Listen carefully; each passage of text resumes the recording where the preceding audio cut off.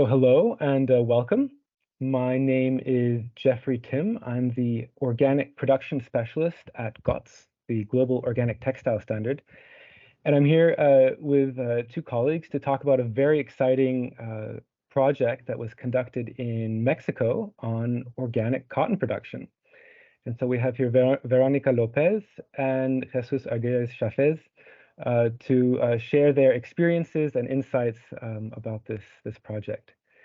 So maybe Vero, if we can start with you to introduce yourself a little bit more, and then we'll move to Jesus. Yeah. Hi, everyone. My name is Veronica Lopez. I'm the director of Materia Consumo Sostenible here in Mexico. As Jeffrey said, we are working in this pilot with the farmers here in Mexico and help them to translate to the organic production that has been challenging, and we're going to talk about it in a minute. Wonderful. Perfect. If you want, I can introduce myself, Jeffrey. My name is Jesus Aguirre-Chavez, and I am the responsible of monitoring and evaluation at the Global Organic Textile Standard, in which my main responsibility is to try to foster the environmental and social impact of the GOTS certification. Wonderful. Thank you both so much for being here. So maybe we can just dive into the project background, I think, is kind of thinking about, so Veronica, the motivation for why you started this project, but also maybe you can touch on some of the historical aspects of cotton in Mexico, because I think your initiative and your project have roots, and it's not something that comes out of nowhere. So it'd be great to hear some of that. Yeah, actually, for me, it was very interesting. When I started Materia, of course, I was studying the fibers and everything that comes from Mexico. And I saw and I know, and I don't know if it is a common knowledge, but cotton, we have a species that is from Mexico, that is not native from Mexico. And we use it in a lot of parts, but we don't use it that much here in Mexico. So I started to asking me this question, like why we don't have an organic production here in the country, because we have native cotton production and seeds.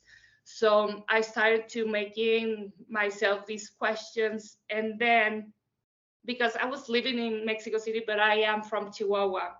So Chihuahua is the biggest producer of cotton in Mexico. So I have the opportunity to ask some of the farmers what is going on, why nobody is like doing organic cotton, like what are the challenges, what are the problems. So we started to do this investigation with them and asking, and we were just like, I was just studying that we, like every farmer wants to do it, like a lot of farmers wants to do the transition, but they don't know how to do it, and they don't see the support of even the government or the fashion industry, or so they don't know how to start. And of course, the seeds, as we know, is a really big topic in these challenges. So the motivation starts over there, like is our origin in Mexico, and how is it that we are left it like dying, like it is starting to die. So we want to recover these seeds and these these native cottons that we have here in Mexico, because I don't know if you know, but we have also in the south of Mexico a lot of color cotton. Yes, it's a thing that we have here. In some parts of Oaxaca and Chiapas, you can still find it. And there is a lot of colors that you can find that is like even red, like you can find even natural red. So we are like trying to looking for these people that are working with the seeds and trying to make like collaboration on how can we help them to preserve these seeds and don't get lost like in the way. It's one of the biggest motivations that we have. So it sounds like this is kind of an approach to sustainable fashion, looking at the cultural and genetic heritage of these old cotton varieties, but also the traditional industry or artisanal industry of cotton weaving and using these older techniques. And Yeah, so, because what I know is some of the color cotton, they're still used, but in rituals. Like, it's not commercially sold, but they are still, like, the indigenous people in Oaxaca and Chiapas, they still use it like in rituals and stuff like that. So it's a very important of heritage from us also, not only in the textile industry. Yeah, and this, I think this point, Jeffrey, is very important that Veronica is mentioning, because cotton is not only part culturally of Mexico, it's also Mexico is one of the places in which there is more biodiversity of cotton worldwide.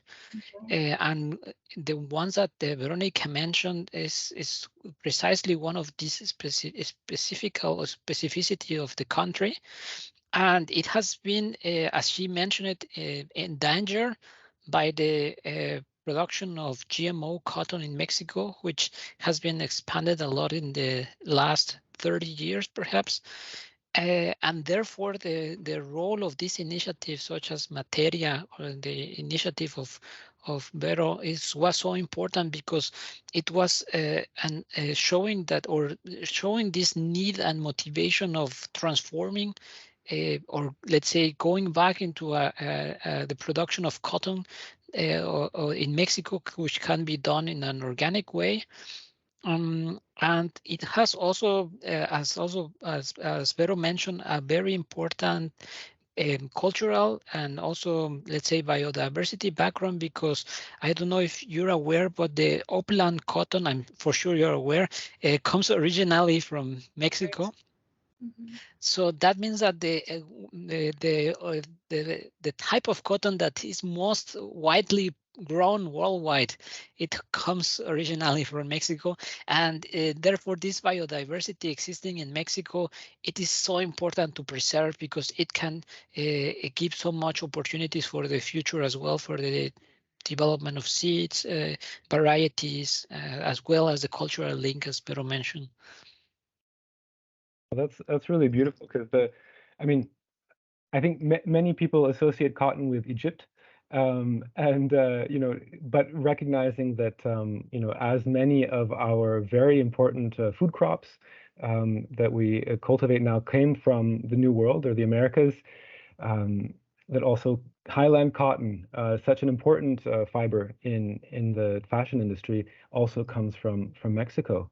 And especially with the challenges of climate change and the importance of protecting biodiversity, not just in animals, but also in plant species, like the genetic variety that, for example, you might find in these colored heirlooms of highland cotton from Mexico.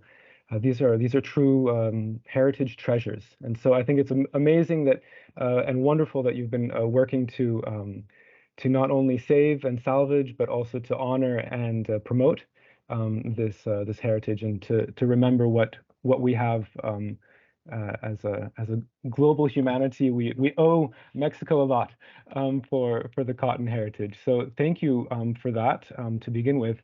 And so maybe at this point, it would be nice to hear, Jesus, could you share a little bit about kind of the scope of the project and how GOTS got involved, and what you were doing in regards to that? Yes, I can do that, Jeffrey. I think that the project started basically as an initiative from La Materia, that approach to GOTS, more specifically to a colleague, Lori, the representative of in the United States.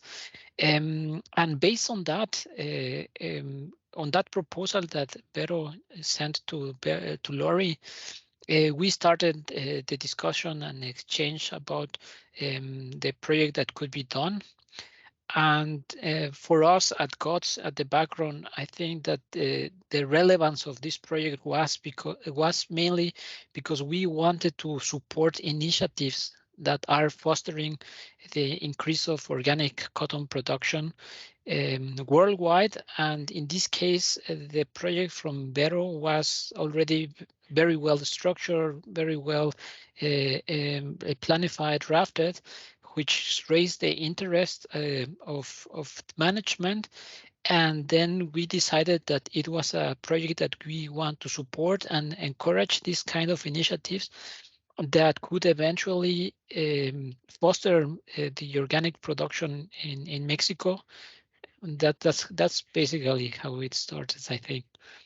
Well, that's wonderful. Yeah, establishing kind of shorter supply chains within the organic textile sector, I think became even more important, especially after COVID, and where supply chains were disrupted, and the realization that also, for example, the American manufacturers needed to find supply of organic cotton closer to home. And where better to look than Mexico, a birthplace of organic cotton. So I guess just a little bit more then. What were some of your experiences visiting the site and working on this project? Because I do believe you have been on site, yes? And that's right, Jeffrey. Yes, I had the chance to visit the project. And first of all, I would recall the most impressive things, or what impressed me the most in the project was the opportunity to get to know the farmer, Alejandro.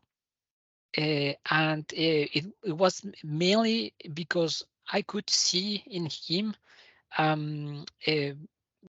a lot of courage, seriousness, professionality behind him. So he, even though he is of course a businessman, but you could feel that changing the way of producing was something that was at the bottom, at his heart, so to say, to let's say promote an agriculture that through being organic protects the environment, or enhances the environment, and also to take care of the people working with them. We know that this is a challenge everywhere, but I think that that was it caused me a really great impression, and also to see how serious he was about his farm, his production. That was one of the greatest impressions. Of course, as well, visiting the farm, it was great, and it was also very nice to see. All the projects are as well, they entail challenges, and we had of course some challenges, but it was very satisfactory for me to see that at least we have given this a step forward and start promoting organic cotton in Mexico. Well, Vero did. Wonderful.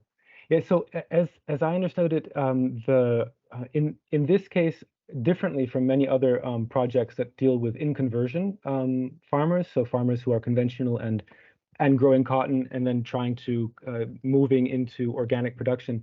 Vero, correct me if I'm wrong, but I understood that this project was working with farmers that were already certified to organic. Yes, because as Jesus says, Alejandro is he's working towards giving back to the nature. He has that in his mind, in his heart. And when I was talking with him, I knew that he was the right guy because, yeah, the both of us, we were taking a risk and doing something that has never been doing in Mexico. And he was willing to put the pressure. He's still willing to put the pressure of not selling, because it is a really big pressure, like to just make all the cost and produce and then just stay with the cotton. That we have some challenges of it over there that I will explain later. But yeah, of course he was like willing to make it, and we were really happy with the result. When we were like harvesting, we were really happy, the both of us. Like, like a little babies, like, oh, it was really gratifying. But yeah, I think that Alejandro has a lot of things in this puzzle and these things, and also because he had like a lot of difficulties in the process, health difficulties, and he was always present. He has been always present even to this day. So I think it's a lot of we have a lot of opportunities with more farmers like him in Mexico. Yeah. Okay, so then this is we're looking at a situation where we have an organic farmer who is, committed to the principles of organic cultivation and the ecological and social protection. But in this case, growing cotton for this farmer was a new crop to include Yeah. in his rotation. So Yes, because what were some of the challenges there? Because introducing a new crop to one's setup can be interesting, a lot of learning, a lot of challenges. So I'm just curious, what were some of the big ticket items? yes, because as you said, he was already NOP. He has his farm certified with NOP, but he was only cultivating onions and garlic at this moment in that part of the farm. So this was the first time that we entered the cotton, and previously in this hectare he was growing garlic. So the rotation was with cotton. But the challenges, well, first of all, I think that the biggest challenge was the seed, of course. We needed to look for the seed. Yes, we needed to look for the seed, and also to be more compatible with the soil that Alex has, because one of the things that has his soil is very sandy. It's not that full of minerals like another parts of Chihuahua. So we found this extra long staple that we can work with. So we start to work with two varieties of this extra long staple, and we see that in the first months we have a problem with I always forgot the word in rabbits. No, what is liebres? Not the rabbits, but big rabbits. How it's The called? hares. Hares. Yes. Yes. Oh, okay. So they were eating the cotton balls. Yes. No, they start to plants. eating the plants. They eat the To plant when begin with, it's okay. growing, like when it's Okay. really small. When it starts growing, they stop eating. So we have a problem with that in Chihuahua, in the whole state, because they don't have the predators. We have some problems with some eagles and owls are in danger of being extinct. So we have a plague of hares over there in Chihuahua. So they eat a lot of the field, and we tried to replant it, but of course the timing it wasn't good, like because you have like an open window to plant the seed, and we passed this opportunity, so we couldn't. We tried to plant again, but it didn't work out as the way that we wanted. And then we noticed that one of the varieties, they started to be like really pretty, strong, and everything, and the ones were like slower growing. The ones that the hares eat it, they were slower. But by the middle of the production, we noticed that the first one, they start to get dry easier than the second variety, and the second variety had more volume on the cotton balls than the first one. So yeah, it was very interesting to see how the both varieties were like working on the field and what we needed. Also that year we have very lucky, and there was a lot of rain coming in Chihuahua. It's not the same like in this year. We don't have that luck. Actually, was less. It was a lot less. A lot of farmers were preoccupied about that, but okay, that's another topic. But yeah, so in that year we have a lot of water, so it was really great that we didn't use that much irrigation. We were working with the rain. And yeah, so one of the biggest challenges also was we didn't have the machine to harvest, and then to have to pick up the cotton. We realized that with the machinery that we found, we will contaminate the cotton with the oil that the machinery has. So we decided to make hand pick hand pick cotton. They had pick the harvest.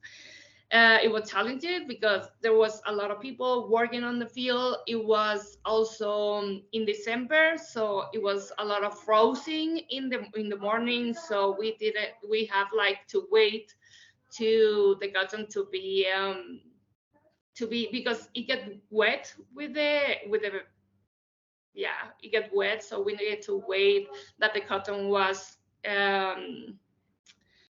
I forgot the word in English. It's dry. Yeah, dry. Thank you. I forgot the word dry. So we needed to wait that the cotton was dry, and we did the pickup. So, and this was between 24 and 25 of December. So it was in the holidays. So yeah, it was kind of intense. Yeah, it was kind of intense.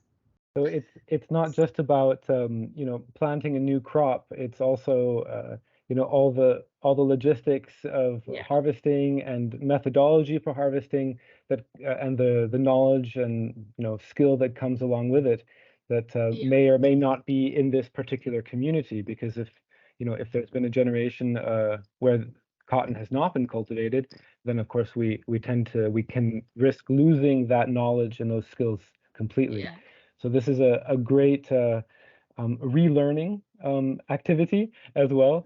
Learning about the various challenges of when to harvest, how to harvest, and some of the conundrums of waiting too long or too early. And you mentioned something about you had two varieties of seed, and I was just wondering if you could share a little bit more about some of the challenges that you had with acquiring enough organic seed, because this is a common issue around the world. But I think yeah. maybe in Mexico it might be harder, maybe easier if you have some special varieties. But what were your experiences with getting enough organic seed for cotton? Yeah, so we started to look inside Mexico because, as we say, we have native seeds, and we came to realize, sadly, that not a lot of people is working in Mexico in that. Actually, we didn't found anyone. Like everyone was saying, like, no, we don't have a cotton. Like, yes, in every part, they were saying us that. We know that in Oaxaca and Chiapas, there is some seeds that are organic, but we needed to test them to start a pilot and to see that they are not infected with GMO and everything. So we didn't actually have the time to do that. So we decided to go outside Mexico, and we found the supplier that it was in an intense loving with him to provide us with the seed. It was yeah, it was like a loving for 3 months, but I think it was okay. It was good because it could take longer than that. And he was really the work with him that we did with him. He says that I am really passionate about the project. That's why he give me the seeds to start with. But we also needed to, yeah, to respect like his orders. What are we going to do with that seeds that we recover from the harvest and everything? And of course, for us, it's very important to have a really straightforward relationship with these suppliers, because we know the struggle that they have finding the seeds and cultivating the seeds and everything.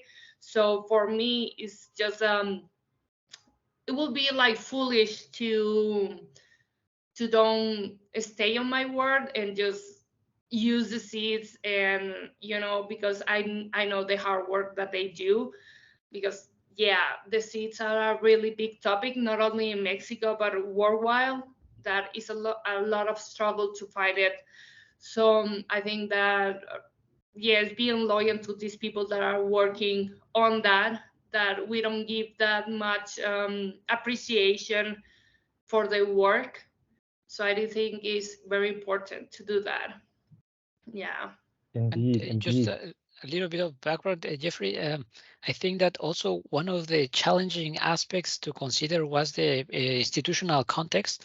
So very recently, the Mexican government prohibited the import of GMO seeds, of cotton GMO seeds, which sounds as an amazing measure. Yes, that should be an However, amazing greatness. however, if it's not going together with a program to support farmers to acquire organic seeds, then the project remains incomplete. Let's say you do the work, but it just at half, because you actually, if you want to promote organic cotton or stop GMO cotton, well, then you just not need to prohibit, but also to foster and support farmers to overcome this transition, which it was, I think, very challenging for most of the farmers, even the farmers which are producing conventional.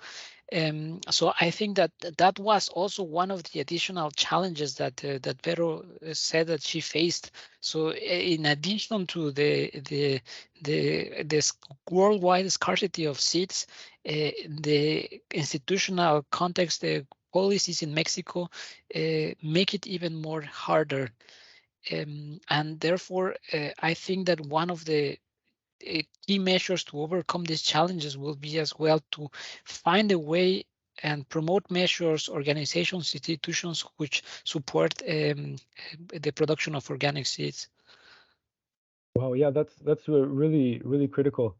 I mean, just maybe for some of our listeners who may not know, so for organic production, the seeds are supposed to also be certified organic, and you know, at the beginning of or in the early stages of an organic sector being developed, there are concessions to allow farmers to use uncertified seeds or so non-organic certified seeds, but they still have to comply with certain conditions, for example, being GMO free. But this is I think a you know, a really important consideration because, you know, in thinking about supply chains, you know, thinking about the clothes that we wear and the brands that we buy from, and then, you know, through the supply chain of processing back to the gin, and then we usually think, okay, it starts with the farmer.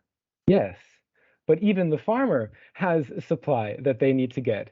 And so actually the supply chain continues even further into, for example, the critical sector of seed production, because I think historically seed saving was a common practice on all farms.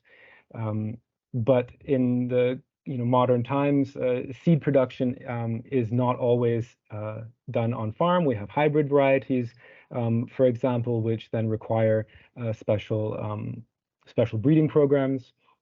And so yes, the issue of finding good seed and enough seed and then getting it into the country, you know, import regulations, that's quite a challenge that you've overcome.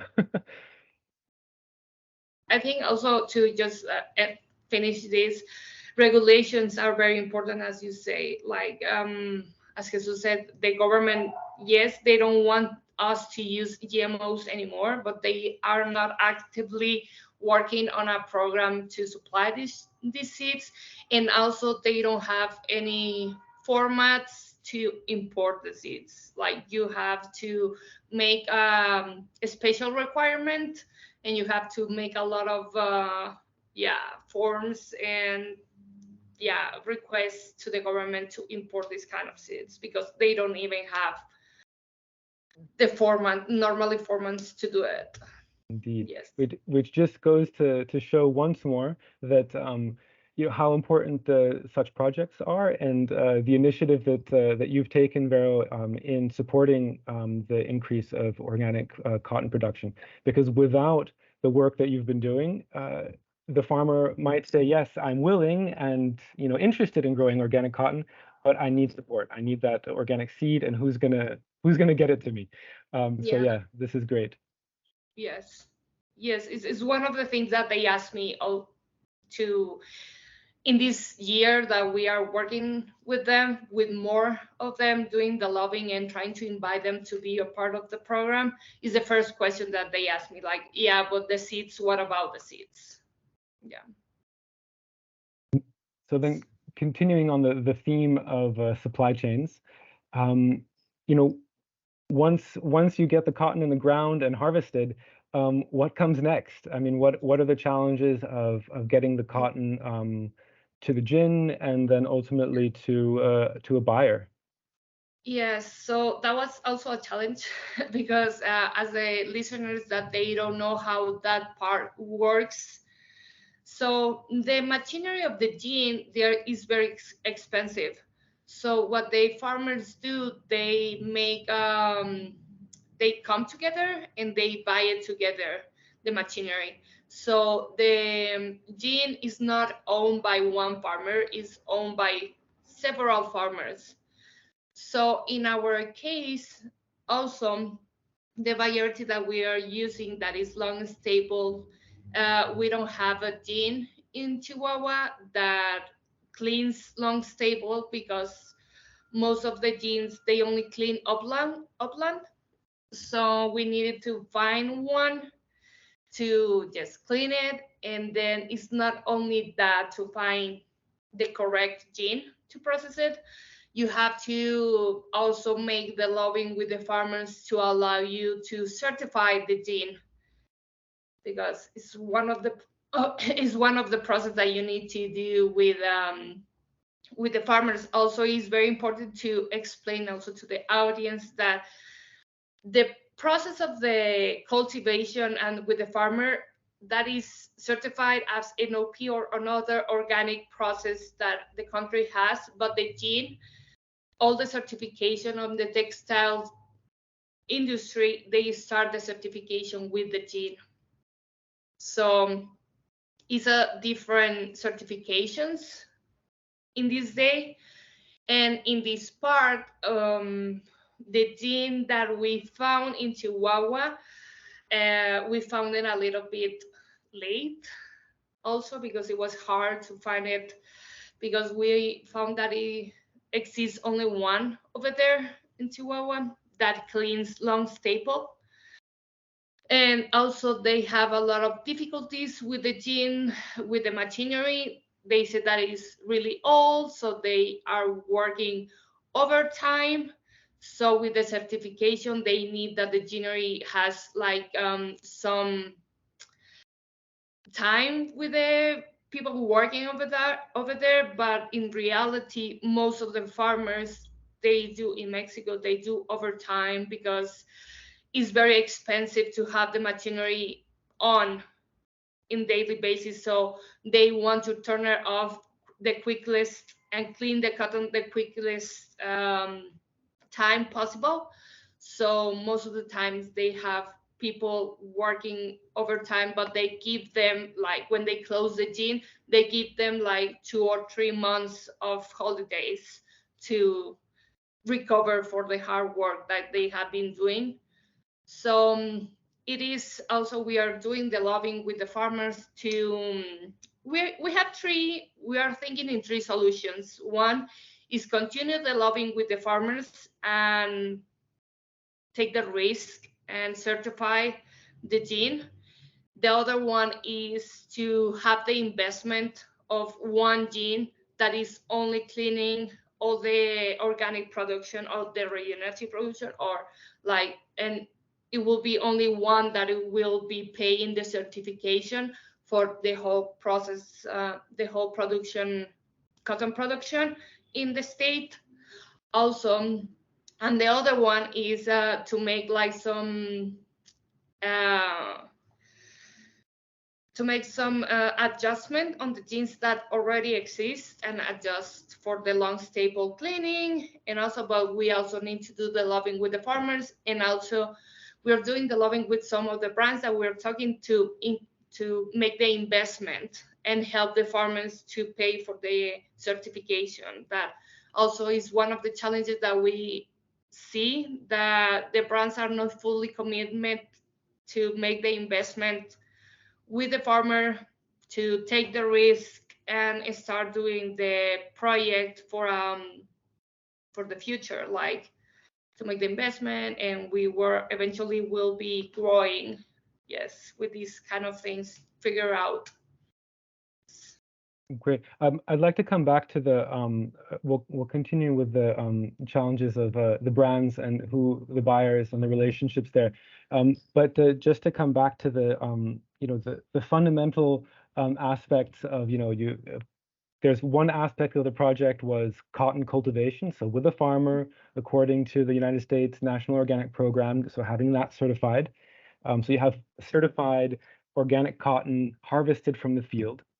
But then, as you pointed out, then once it goes to the gin to clean the cotton into cotton lint, well, the gin has to be certified to, for example, GOTS, the Global Organic Textile Standard, so that the cotton lint is then able to be used in certified organic textiles. Yeah. And so there's so many stages of the supply chain that then need to be monitored, and very important considerations for the challenging components of the agricultural work actually is oftentimes very intensive for a very short amount of time, and that doesn't always fit into kind of a standardized concepts of, okay, we've got an 8-hour workday, but it's like, well, no, we've got to harvest, when, we've got to plant when we have the chance to plant, we have to harvest when we have the chance to harvest. And so these are definitely some key considerations and challenges for this sector especially. And I think, Jeffrey, just to complement that, I think that one of the key challenges that we saw or during the project was how to reach these, let's say, the needs of the brands with the expectations of the farmers and the other way around. So we saw that, for example, the brands or some companies had the expectation of, we are talking about big volumes, a large number of hectares, and these, of course, these expectations didn't match with the project. And also in other cases, we saw that the brands were not willing to commit with the financial support that was expected from the farmer as well, or needed from the farmer as well. So I think that bridging this between the expectations and needs of both parties was one of the big challenges. And we saw as well one of the challenges that was matching in terms of size, volume, investment needed, and also in some cases these advance payments or commitments in advance to volume commitments. These were some of the points. And I think Vero pointed out really well the three options. So one of them was the option of the empowerment of farmers. Why not that they receive enough funding, financial support, so that they can build on their own ginning facilities that will be giving one step forward in the supply chain, which is actually, as you mentioned, feasible in Mexico, and it happens in some cases. The second one is to work with the existing gins, but for that, we also need some safety for the farmers, so that some volume commitments, so that the existing gins can be work with them, but planning in advance the volume, the type of fibers, so that they can process, in this case, some specific fibers such as long staple. And the third one as well, the adjustment of the existing gins also requires this planning in advance and commitment and engagement from the buyer. So I think that here bridging this connection was for us the most challenging aspect. And I think what is it? A key number is the volume. right? So, Yeah. depending, you can invest in upgrading a gin or in certification if you're talking about, large quantities of cotton. But how much cotton were we talking about for this first year as an initial pilot? I imagine it wasn't too much. No, it wasn't that much. It's 3,000 kilos. So that was also the biggest problem because the gene is like, I will not stop because for this uh, for this program we need to clean the gene to process our cotton. So the gene will be clean and the cotton will not be infected. And so the genes were like, we will not stop our production just for 3,000 kilos. Like is not that much. They process a lot in the year, so they don't see the benefits of doing that. But we arranged for one of them. They are willing to do that, and they will let us to clean it this year, this season. So we're very Wonderful. happy with that. Yes, we're very happy with that. And also we are still doing the lobbying with the other farmers because yes, volumes are very important in this case and in this kind of investment because the investment on the gene is really high. So of course, and I understand that no one is willing to make an investment of $5 million for just 3,000 kilos.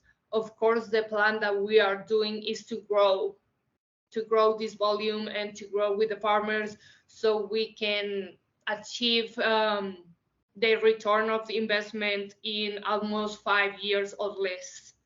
Yeah. Yeah, I mean, it's always a challenge for initiatives or trailblazers with pilot projects.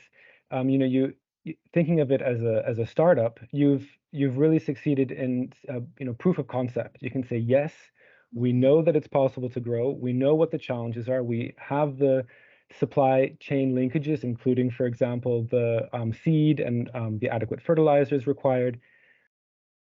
But we can only demonstrate it in a small quantity. And then the next step, I would assume, is scaling up to say, okay, we've established that this is possible, it is feasible, everybody involved is willing to participate, but there are certain minimum quantities that are necessary. Have you been able to kind of get some at least verbal agreements from some of the buyers potentially that would enable this project to grow? Well, yes, I have been working with some brands that verbally, yes, they are very interested in doing this, but also they are very skeptic in like in the results. That, as I say, I know that is, yeah, it's normal. I mean, it's a first pilot that we are doing here, and we have a lot of challenges, but I don't see that that will stop us, even the farmers and even like us and even GOTS. Like, we know that we can do it, and we are working on that. And also the farmers, they are all, they know they are businessmen, as Jesus said, here in Chihuahua, and they know the importance of traceability nowadays. So they are willing to prove that what they are doing is, it will be restable. We have a say here in Mexico that if you don't, okay, forget, I will not say this because I don't know how to say that. Say it in Spanish and I try to translate. El que nada debe, nada teme. So someone who doesn't owes anything is not afraid of anything. So Yes. like if you don't have any debt, Yes. Yes, You got to have like, skin in the game. yeah. So yes, we are talking with them, and they know the importance of everything and to selling. And it's very important also to say that the price of the cotton also is a very important thing for them. For example, the last year we did the growing of the cotton in 158 hectares, 1,000 hectares, 150,000 hectares. And in this year, it lowered to 80,000 hectares. 80,000. to 80 because they don't see the value on harvesting to the price, that the price is too low for the cost they are doing on this. So they are deciding to also it's a very important thing to say that the farmers, they don't only harvest cotton, they have a lot of other crops. And if us as an industry don't help them to grow and to be more satisfied with the price that they are selling, they will just change to another crop that will be selling for better than the price of the cotton. So we are also trying to stop that, because we want as an industry to have the raw material to make the production that we want us as consumers to have. Like, we want that the normal day to day is to go to the brands and they do have organic cotton. We don't have to be a collection of sustainable fashion. Like, we want to be the norm to have organic cotton in our brands and our shops, etc. So that's why also we want to help the farmers to stay in the cultivation and give them the hand, and yes, to provide them with all the needs that they need. Yeah, with all the needs. Yes. Yeah, I mean that's a very, very legitimate point that the for an organic farmer, or for any farmer for that matter, yeah, the at the end of the day, what they need to feed their families, and the balance sheet determines which crops are feasible for them as a as agribusiness, or farm economics, whatever you want to call it. At the end of the day, the costs and profit balance have to be positive. And if we do want organic cotton products, for example, if the American brands, for example, do want shorter supply chains that they can count on, then they need to actually establish those supply chains.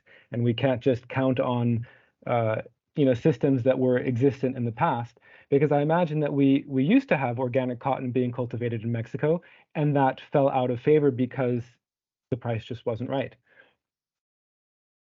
Yeah, I think it's just take the risk with the farmers also, like the fashion industry take the risk with us, like take the risk with the certification with GOTS in this program, with us, with Materia, and with the farmer, and just see how it gets. I know that it's easy to say, and it's not easy to apply sometimes, but I think that to make a really a good transition in every industry, you have to take a risk. I don't think that Apple didn't take a risk, like everyone, or Amazon didn't take a risk. Everyone has to take a risk in some point. And so, yeah, we invited the brands to take it with us. Yeah, that's really key, to have a sort of joint ownership of the supply chains, and investing in the future, because we can't expect these things to happen overnight, especially for organic production. I mean, in your case, you were able to find organic farmers who were interested in growing cotton, but many projects out there work with cotton farmers who are growing conventionally, and then to convert to organic can take 3 years. So then that's an even longer investment in terms of time. So this the collaboration of and kind of joint ownership over these initiatives to increase the organic fiber, and especially cotton supply, is really, really important. There's so much demand, and there's not enough supply. And so if we do want to see more sustainable, more organic cotton and more organic clothing in the shelves, and more sustainable fashion, initiatives like this and projects like yours are really paramount. So it's really wonderful to hear about this project, the initiatives that you're taking on, the challenges that you've been overcoming, and maybe to wrap up, is there what is your hope for the next year or two? What would you like to see? So we are working with some farmers now, and we have some verbal a negotiation now that we are starting with 180 hectares next year. So it will be more. And yes, we will have in transition, because as you say, if we want to make everyone in this organic project cultivation and every harvest, we need to do these transitions. We want it or not, even that Chihuahua is a really big state, a lot of the farmers, they don't have virgin land or organic land, so they need to do this conversion.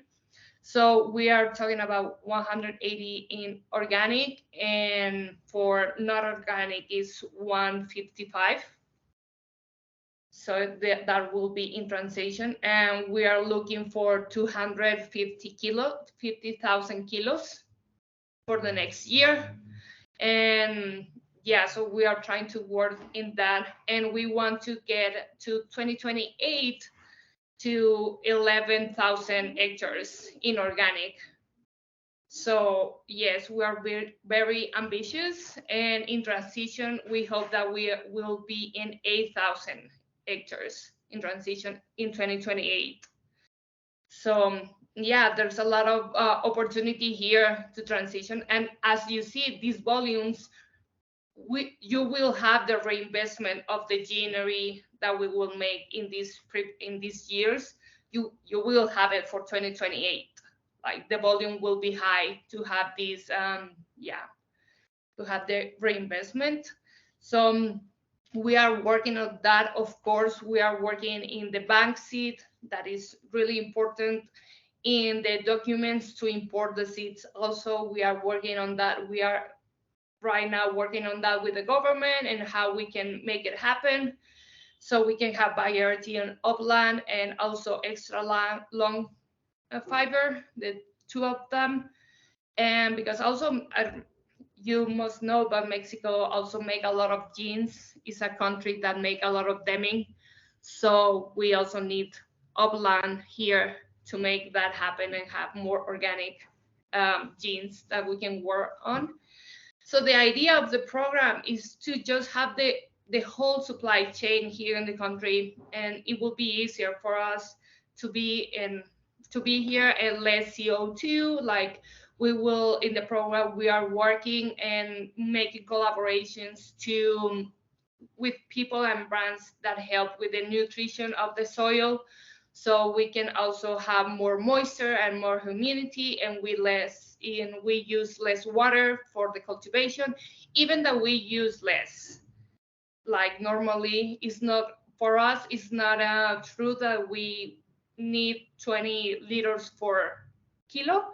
Like for example, in the pilot, we use 3 liters per kilo, 3,000 liters per kilo, 3,000 liters, yeah.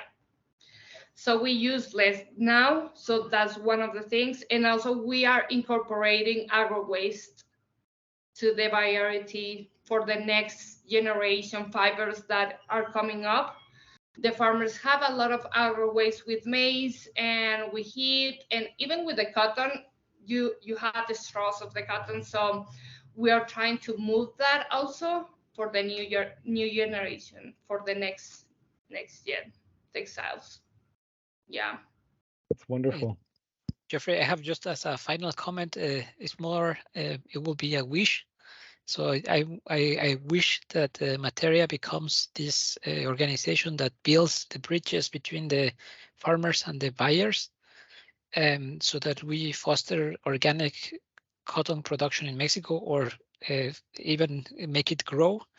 That the farmers had this soft transition, and specifically because they are working with really committed farmers, that is reliable farmers, that and it is nowadays one of the main challenges in the supply chain, so that you can rely that your supply chain and you know your farmers, and that you have organic cotton in your supply chains, that you are not gambling with the environment and the people that in which you are producing. So that will be my final comment. That's wonderful. Indeed, I think this is a really great project, a great initiative. Nothing great comes easily. And I think your efforts and your testimony are a great example of how success comes after a lot of hard work. And so we do have to thank you for your efforts, because transforming the sector and supporting the farmers is so critical.